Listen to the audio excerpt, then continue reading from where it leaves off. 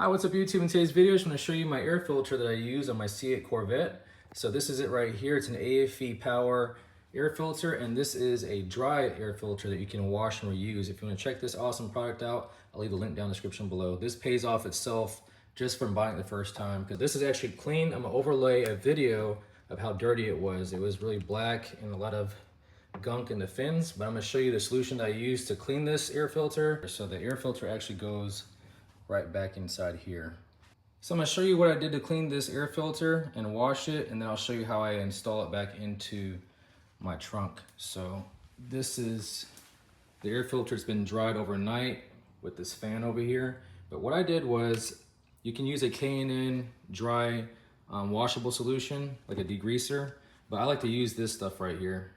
It's up to you. I'm not telling you what to use, but I've been using this for the past 3 years now. And what I do is I just spray the filter first with water, then I spray this stuff on the inside and outside, and then make sure it sits for about 10 minutes. And then I'll use the jet setting on my nozzle of the hose, and I'll go in from the inside part because the dirt comes in this way.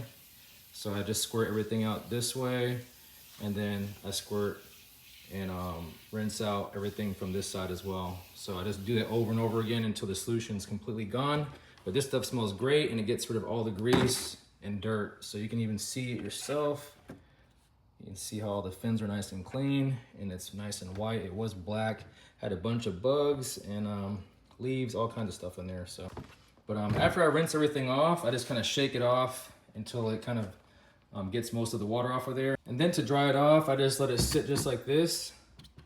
And then I turned on the fan to let it dry overnight. Put it on the lowest setting and just let it sit there and dry overnight. Or you can just leave it in your garage or somewhere where it's nice and warm. And now it's time to put it back inside. All right, so to install your air filter, just make sure you have it nice and seated into the nice little channel that's inside the airbox housing. And then your cover is basically just gonna go on here to keep this nice and snug and secured. So you're just gonna put this back on here now, just like this. And then I have the screws right here. So now just reinstall your 8mm screws back into the back housing there. There's 6 of them. I already installed the middle one right over there, but there's 3 on the top and 3 on the bottom. So you have one right here, here, in that corner. And then there's one on the bottom that's kind of hard to see. There's one in the center, and then one on that bottom right corner there. All right, so all 6 screws are installed, 3 on the top, 3 on the bottom, and now it's time to put on this back cover here. Okay, so now to install this back housing, there are like, I think 19 of these T10 star screws. And those go into these holes here after you get this nice and flush inside here. So earlier I said T10, correction, it's actually T15 star screw is what you need for this. So I just got done securing the screws that go onto this secondary cover for this air intake enclosure. So there's 19 of them. So I have all these right here along this corner, this one, and then there's some more down over here, going all the way on the bottom and on the sides there. So that's all done.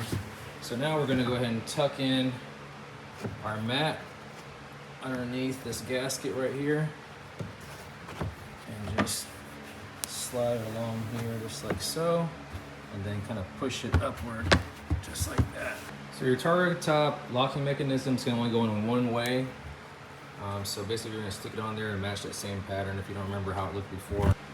All right, so all 8 T15 screws have been installed. There's 4 over here for your target top locking mechanism, and then 4 over here. Last step are these hooks for the net. So those go into those little prongs that stick out right there and right there. So I'm gonna go ahead and screw these on. And you just twist them on basically, just like this. Spin it on there. And then we're gonna reinstall our mats and the net. If you have this all-weather mat set up for your C8 Corvette, just know that these corner pieces go in first, and then the main middle piece goes in last. So this is what it should look like now after you're all done installing everything. I have the cargo net in place along with the all-weather mats down below there. So that's gonna be a wrap. I'm going to close her up and give her a little cold start for you.